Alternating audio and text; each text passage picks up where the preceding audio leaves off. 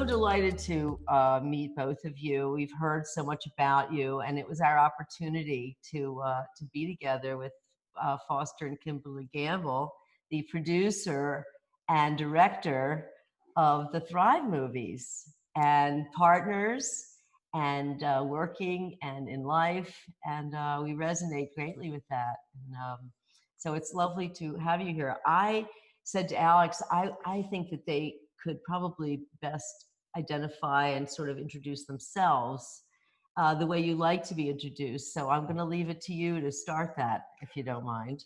Well, let's see. So I'm Kimberly Carter Gamble, and I am the producer and director and co-writer of both Thrive 1 and Thrive 2.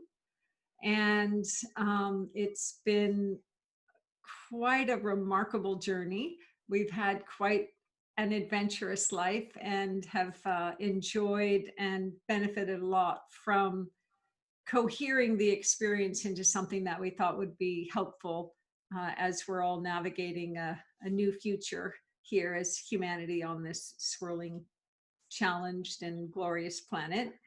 So that's my role here, and the journey that got us together and all that I'll get into. But Foster, you want to say what your role in all this with your visual bounty? Yeah, I'm Foster Gamble, and my primary role was research. I've just been a researcher all my life. I want to know the truth. I want to know how the universe works, and I want to know how humanity can thrive. And that's what I've been dedicated to since I can remember as an early teenager. And particularly on the movie, the research helped come into a script that Kimberly and I co-wrote. And then I got the blessed task of being in charge of the visual design for both films. And we had great crews, visual effects people, animators, and so forth, that helped bring those visions into reality, which you guys are the masters of. And I was particularly excited to get a chance to talk with you, especially because of your co-creativity. So what I've gotten to experience since meeting Kimberly in 2003, we actually started making Thrive 1 together because of aligned purposes and fell in love in the project. But we often look at each other and say, oh, I would hate to try to do this without you.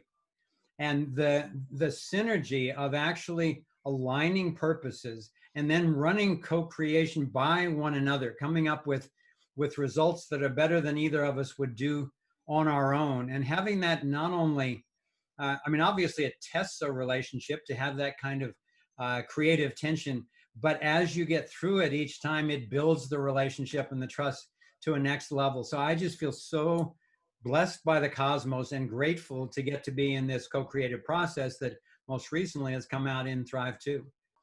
And I've got to tell you guys, because you would really understand this. When I met her, this was in the kitchen of John Mack's house back in Cambridge. I shook her hand and I looked in her eyes, and all of a sudden there were these spirals going like that. I was like, oh my God, what is going on meeting this woman? And months later, as we were already working together, I told her about that, and I said that's only ever happened to me one time before, and that was I was running on a beach in Aptos, California, where I used to live, and I was running by. There was a woman coming the other side. We smiled at each other, and the same thing happened. And Kimberly looks at me and she said, "Was it Rio Del Mar Beach?" She said, "I used to run there all the time," and it was her. So I truly believe that the field was trying to get my attention and say, pay attention to this soul. And when did that happen? Was that, well, the first running on the beach was probably in 2000. Okay. Actually, her was 2003. Okay. Wow. Great. Wow. That's amazing. Souls coming into alignment, and your sensitivity to the field brought you together. It's amazing. Wow, I bet Kimberly has her own version of that. I know I always do. Yeah, sure I do. It's funny, that combination of, shared purpose, similar worldview, and then something else more etheric happening to catch our attention. And for me, it was kind of funny, actually. So there we all were gathered together to think about what would be the most effective use of us on the planet. We were all people with resources engaged in the world, attempting to do something really impactful and helpful. So there we were. And a few things stood out. One, we were having this kind of roundtable conversation with 13 really interesting people. And there was some kind of disagreement that was emerging. And it was clear that there wasn't actually a shared definition of terms. And so Foster reached into his briefcase and he pulled out a dictionary. This is in the days before, the cell phone trip was so ubiquitous anyway. And so he pulled out a dictionary to look up the words to better define the terms. And I was so impressed. I was like, oh my God, somebody who actually wants to get at the clarity of it, which is so many misunderstandings happen when people aren't even talking about the same thing. So the first thing that really caught my attention was that he had brought a dictionary with him and that he approached the conversation in that way. And then on a different level, when I was young, I had an out-of-body experience when I was 12, where I was taken into the field, out of this life and time and space, where I was shown the geometric perfection that we describe in the field, a state of complete balance. And at the time, as a young girl, I remember I experienced it as a symphony of silence. That was how I described it. I knew it was moving and there was energy, but it was purely an experience of stillness and silence. Anyway, and it had a particular geometry. And when I came back into my body, it just gave me a frame of reference in my life that there was something fundamentally okay. No matter what else was going on, something held a place of complete stillness and balance. So I went about my life. And then when Foster was at this meeting, one of the things he did was give a presentation on the geometry of the field, and especially of how nature teaches us reveals systems of sustainability, that if we can pay attention, a lot can be gained from that with our human systems. So he was doing that. And in his presentation, he revealed the geometry that I had experienced as a young girl. And it was the first time I saw represented what I had seen in that time. That was such a personal, kind of quiet, inner spiritual experience. So both his worldly attention to, defining terms, and then that he knew in a scientific way what I had known experientially, really caught my attention. So to find out that we were both most interested in the media, most interested in putting together a comprehensive story for people, and that we both lived in Santa Cruz, was like, whoa, okay, thank you. Here we go. So that's the secret to attracting the love of my life would be a dictionary and geometry. But just following what you love, and it'll lead you to more. Yeah. Well, it goes to the heart of clarity and truth that is, as I think, really the quest that you both share, and that brought you together to explore for the rest of us. Yeah. Which is so exciting. Well, thank you. Now I have to ask, was this geometry the torus, or did it or how can you describe in any way verbally this geometry that you felt that established the stillness? I would say I think it's the vector equilibrium. I think it's what we describe in the movie now, and what Buckminster Fuller and others have described that you've represented. It's a state of stillness. And one of the things that we talk about in Thrive 2 is that stillness isn't really still. There is no such thing as stagnation in an alive cosmos. It's constantly moving. It's that when it's in complete balance, we experience it as stillness, but there's actually a dynamic of this rhythmic, balanced interchange. And I think so it extended far beyond like a single torus, but it had the toroidal dynamic as the field does. I'll add one thing about it that's kind of relevant on a relationship front, which is one thing about the torus. So I wasn't scientifically oriented when I first met Foster, but I love it. It was just not something that I had studied or been immersed in. I was like good at geometry, but that wasn't the geometry that I later learned. And anyway, but the thing about the torus that really caught my attention was that it represented being distinct and unified at the same time. And in my life, the challenge of relationships had been how to pull off that balance, how not to lose myself, the distinct me with my own purpose and my own soul's journey, into an experience of unity with another person. And as I've been around life and the world, I find that that's pretty much the issue for just about everybody in any relationship, whether it's one-on-one, within a family, in a community, in a world. Like we're all dealing with this notion of our individual selves and purposes and our collective or unified reality. And the fact that the torus gave me a way to understand how you could be both, and how if you gave up either, it created a distortion in the field and was not sustainable.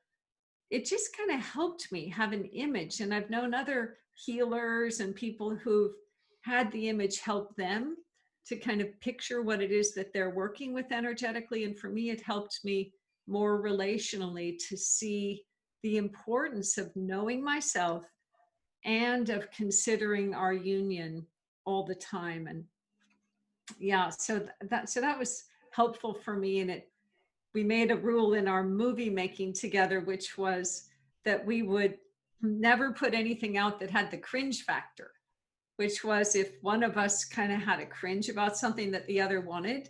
And so we really had to work to get to where we both felt good about what went out in the name of Thrive. And it was a lot harder, and it took a lot longer, and it cost a lot more. And ultimately, it was a much better offering and certainly a better experience for us. Wow.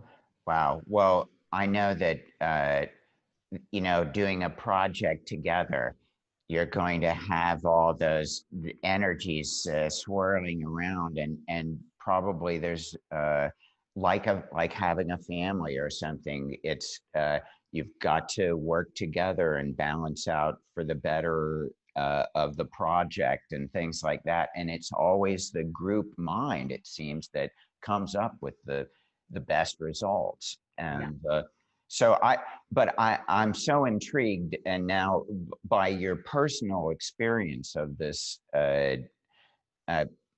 which resembles so much, I have to say, an experience that Allyson and I had back in 1976. June 3rd, to be exact. It's always, it's an anniversary for us. Yeah. That experience of the toroidal, I call it the vast vista of toroidal fountains and drains of energy. And we had it simultaneously in a profound LSD experience on our bed with blindfolds on, and we were there together, and it changed our life, and it changed our work, and it drove us to create what we're creating now, just as for you, I think. In some ways.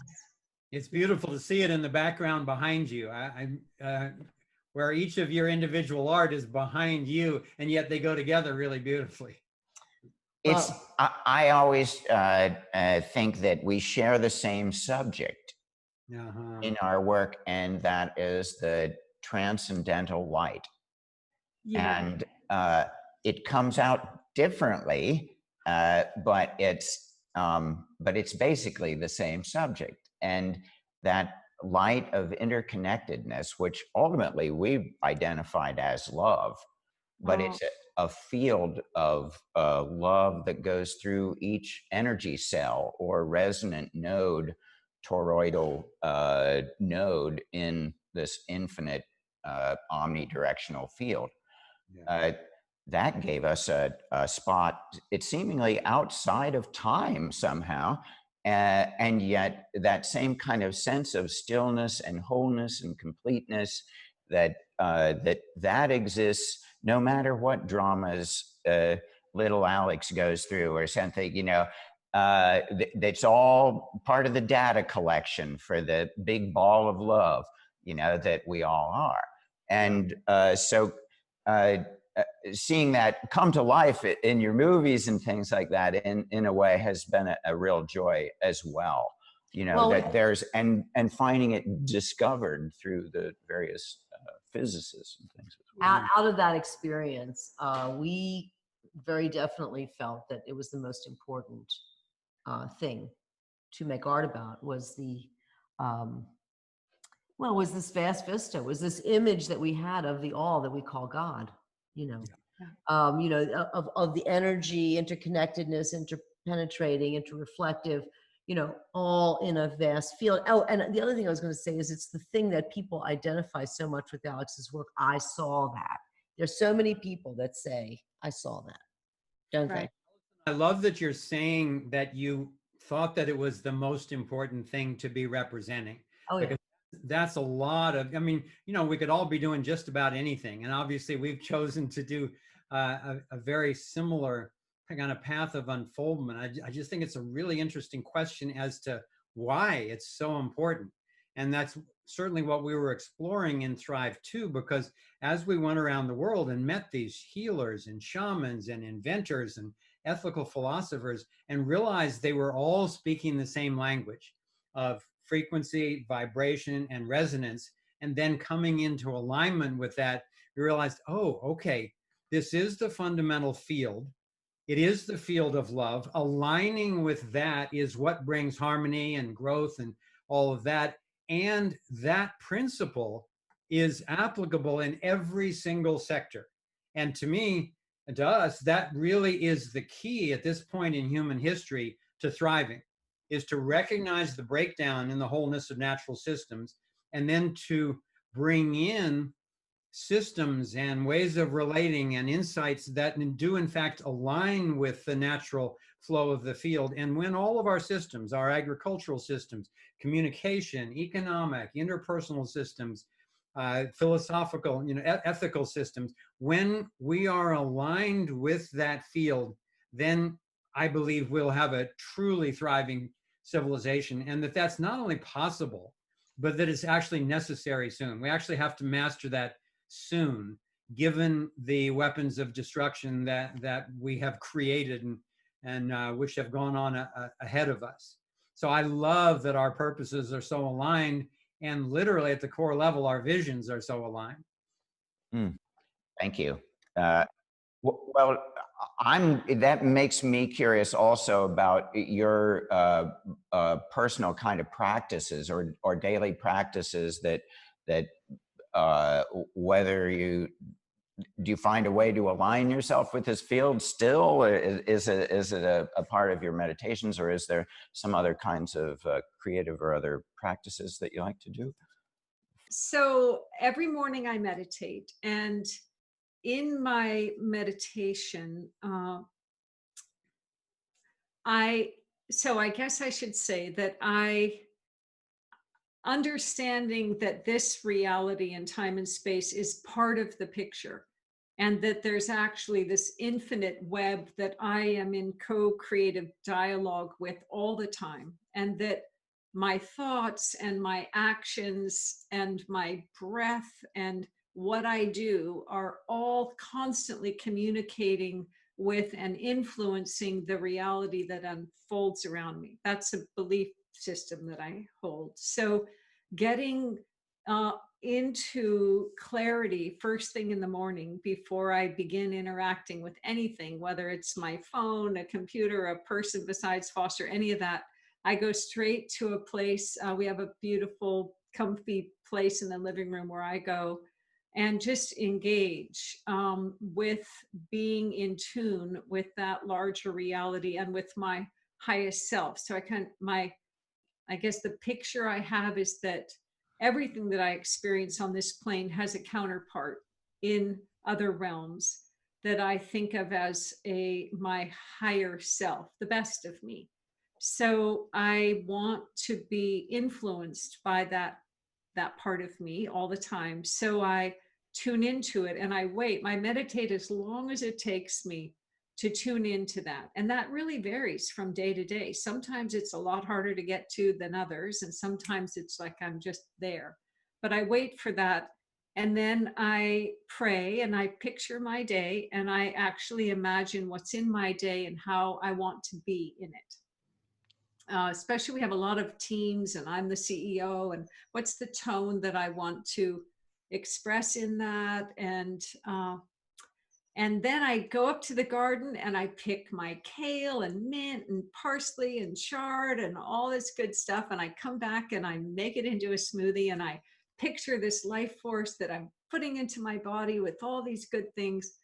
And then I begin my day. So then I get into my whole long, crazy work day, but I do it from a state of having achieved stillness initially and having really set out very intentionally to keep that going in my day. And, you know, I do better and worse at it, but I can say that it's a definite discipline that I have. And I wouldn't live without it. In all the days of traveling and stuff, if I had to get up at the crack of dawn, I'd get up earlier at the crack of dawn to be able to make sure that I had that practice before I would go, because it really, really helps. Oh yeah, we're so aligned. Yeah. And Foster, do you have practices that you like to do to make your day work? Well, they've changed over the years. I started as a teenager, everything was about sports. It was about getting into the zone. And then in college, I was introduced to a Zen master and started in with Zen. And then when I moved to California, I got into self-hypnosis. And then I trained and taught in Aikido for 15 years. And so there was always some sort of medium like that. I don't spend a lot of time sitting in meditation anymore. It was more like in my Aikido classes, we would start with a meditation, but then we would try to keep that state while we took it into action. And I would say recently, in the last 10, 15 years, more my practice has been, maybe similar to yours, has been in applying it in thinking and in artistic creation. And for me, my favorite part of making the Thrive movies, besides the people that I got to work with, was just the orgasmic experience of getting to work with all these fantastic artists and to work on the writing with Kimberly, and then to work on the sound and the music and the visuals and the editing, and bring that all together into a single offering to humanity was just an absolute dream come true for me. So that's been my main practice of late. Creativity is, I think, the basis of a new spirituality. And Yes. of course, you know, they always talk about the God as the creator and the creative spirit in all of us and things like that. People can feel okay about having a creative spirit and be completely atheistic, I think. Yeah. You know, so there's something that's preserved because we know we're alive and we're conscious and we don't know everything. So that creative spirit being engaged in a task, you know, is the, I think from that perspective, we can see all the world's spiritual paths have been a creative expression of a people. Yeah. and that could be appreciated. You Yeah. know, if we still regarded creativity as our main spirituality, you know, and we could appreciate the differences and things like that that come with a creative world. Flowers don't bloom in one color; they bloom in so many, and in such variety. And Yeah. so, I've always felt that the creative path is both a healing and a revealing kind of force for anyone engaged in it. And to do it together, I have to say, is is a challenging thing that only could be resolved through love. And that was one of the things that I loved about your film, was showing the respectful partnership that Mm. you both played in sharing the podium, as it were. In Thank you. yeah, Yeah. Alex, I'd love to ask you one quick question. It may not be a quick question, but that I've always wondered and wanted, and here's my opportunity to ask you. And you have the perfect painting behind you, because I've always really been drawn to those little gems at the vertices of the vectors in the fields that you depict. And I would love to hear you talk about what that is. in some ways, I think metaphorically, uh, it relates to the jewel net of Indra, of course. That jewel that's so highly polished that it reflects every other jewel in the web. And so that fractal idea of the jewel net is one that's very intriguing, because as fractal beings, we seem to carry a cosmos within us, just like the jewel. And also, Can I just interrupt for 1 second yeah. and say that since my paintings from like 1987, I suppose, Jewel Net of Indra, Indra's the god of space and time, and that it also is the evolution of my vision of what you titled the universal mind, Lannis. Allyson, I've noticed that in your paintings, that what I keep resonating with is the quantum nature of what you're doing. There are these larger patterns that are made up of these smaller and smaller patterns. I've never had a chance to ask you, what is that to you? How did This piece that's behind me is called New Chaos. It's a recent chaos version, but chaos being, you know, that the order exploded. So there's the material world where all things are breaking up and falling apart, and then there's the jewel net of Indra, which is order, which is where all things are interconnected and made of light, fountains and drains. Beautiful. In that vast vista. There's always a little moat around each cell of paint. And so I think of it very much like the quantum field as well, because they're packets, they're quanta of paint, in a sense, in a field, and really meant to show different facets of light that are moving through space. And so it's similar to the jewel net. And in the case of the figure behind me, it has a lot more to do with our struggle of reaching toward the light as we're simultaneously spiraling downward. So the web in this case is red, white, and blue for a variety of reasons. I'd like to ask you to tell us more about what you really want people to know about your movie, and how do you feel that it will help people to thrive?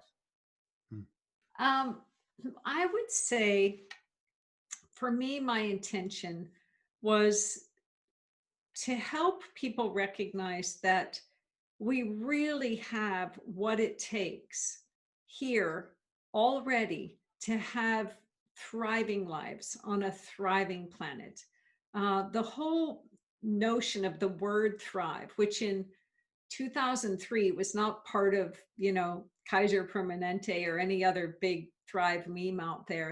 And it actually came about because of Foster having this advanced driving course where, I guess I'll just say this, my version of this was that in order to navigate around a turn, it was really most helpful to have as far clarity about as far as you can go in order to get there.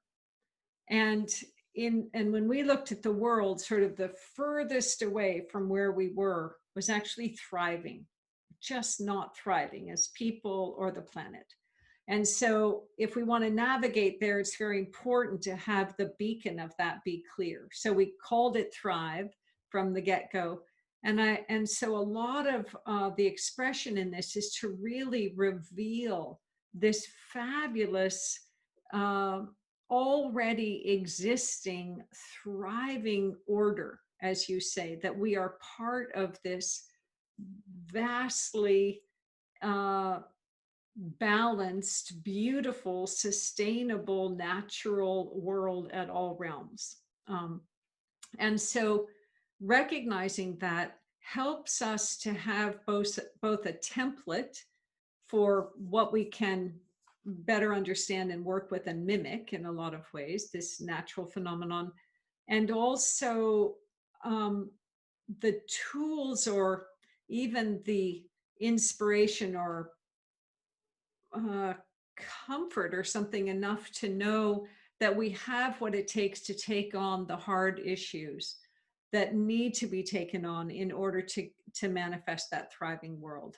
So for me, we said this is Thrive 2 starring the unified field. The star of the movie is the unified field because all of the solutions that we found in health and expanding consciousness and new energy technologies and ethical philosophy, they're all based on understanding that comes from understanding the field, as you both depicted in your art and as people experience in a myriad of ways.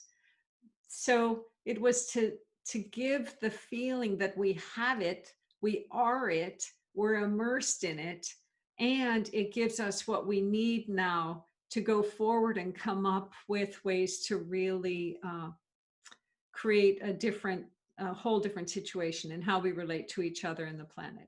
So that was my intention in laying out the story in that way. We went back and forth. What part of this do we tell first? How do we have people be interested in science at a time when they're confronted with how are they even gonna eat or have work or stay alive in the face of all that's going on in the planet? And so we did our best to show the possibility and then go from there into the challenges that we have and what we think we've got to effectively and successfully take them on.